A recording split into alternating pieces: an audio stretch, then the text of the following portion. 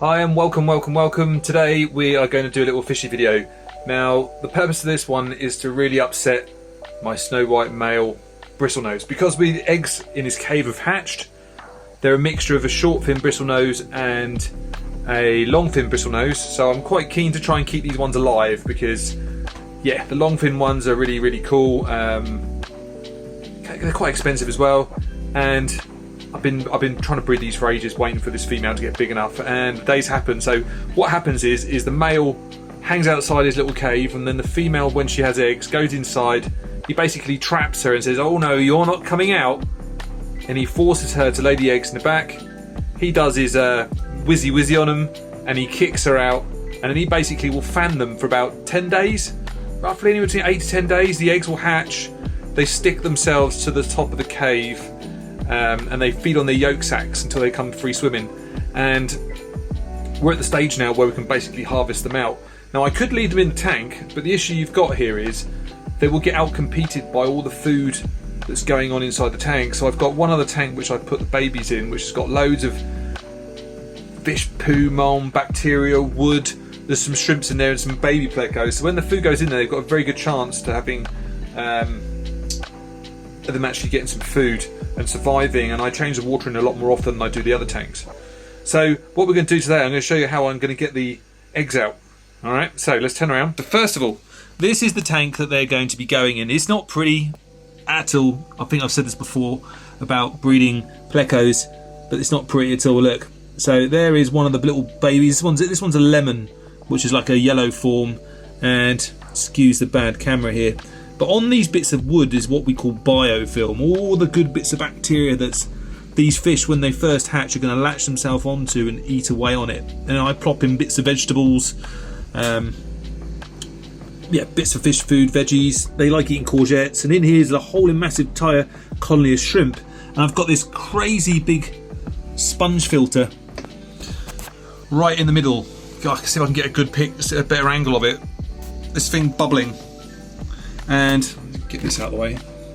And what the sponge filter does there, colonizes absolutely tons and tons of bacteria. So that's sucking in all the poo, and all the good bacteria is eating all the bad stuff, which is causing what we call a nitrate cycle in the tank. So as all the poo gets sucked in, it all gets eaten nicely. I've got a philodendron plant on the top with its roots. That's sucking out all the bad stuff. It's actually trying to put its roots inside the filter as well. So that's basically the cycle going round and round in circles. There's another one of the plecos there. Alright, so that's a little long fin version as well. So let's go and show you what the fish is we're going to go and do today. So up here is the snow white breeding tank, and what we got down there, I don't know if you can see her. Shame she's not out at the moment, but that's her at the back there. So that's a long fin version, and in the cave is Dad. Now he's not coming out because he's protecting the cave, but what I want to see if I can do for you guys is see if we can get a decent shot here with the babies inside. And if you can see them at the back, let me see if I can get this little zoom in, get it a bit better, get my finger in the right place. Right, he's going to be very protective and pissed off, but if you can look very carefully up the back there is some little swiggly blobs. You can see him fanning his little feet away, little fins away. That's him. He's still thinking that he's got some eggs there, some fungus, and they do that to stop the fungus growing on the eggs. So at the top, just above where his bristles are, those big fluffy bits, there is a bunch of babies stuck to the top of the cave. And what we're going to do is take the cave, we're going to put them in a little a little pot of water, and we're just going to swirl his cave around. He's going to get really upset. He'll stay in there, but the babies will come out, which means we'll then transfer them into the other tank. All right. Okay, right, so we have one male in there with the babies. We've got our little pot, and it's really simple, right? All we're going to do is turn it to its side, and as you lift up, give it a twirl and turn, and you'll see the babies will start to come out. So again, twist it and turn. What he's gone and done in the tank is made himself really stiff with his fins up against the side, so he doesn't want to come out. Look, you can see the babies here. Can you see them? So what we're aiming to do is basically just keep doing this until we're satisfied that they've all come out. We just keep checking.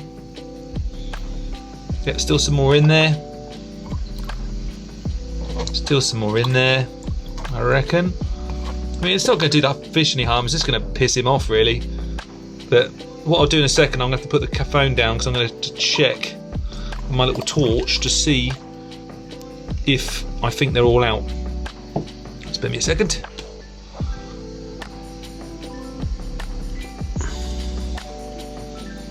No, there's still some in there.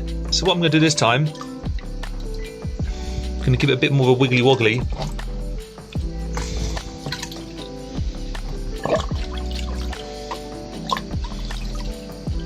Okay, almost going to be getting them out of there.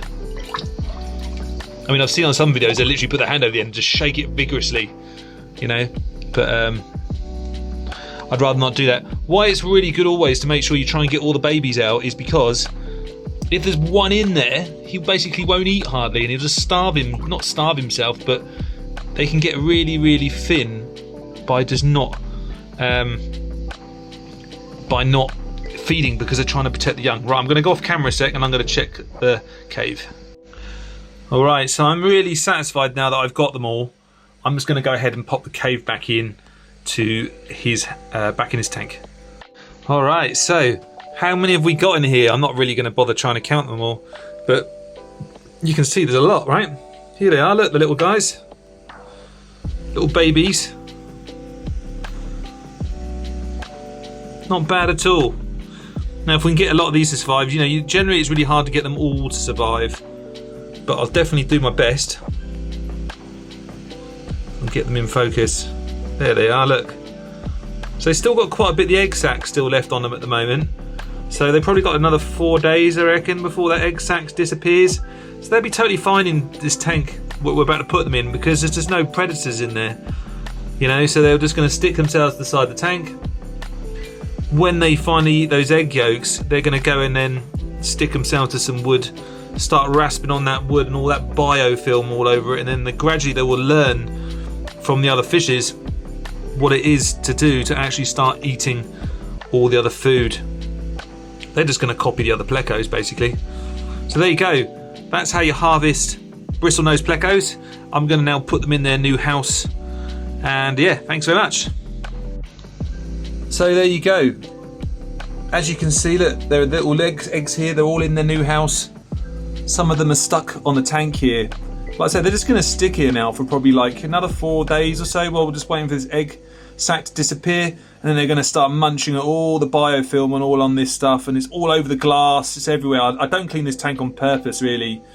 You want it to be disgusting and gunky and, you know, say just full of mold. When we say mold, we mean broken down bits of plant matter, bits of leftover food, all the stuff that just gets smashed around. And I use almond leaves as well, which are like a medication for baby bristlenose. I'm actually due to put a brand new leaf in there soon, because there's a big one over the back here which is almost disintegrated because all of the shrimps love to just rip it to pieces.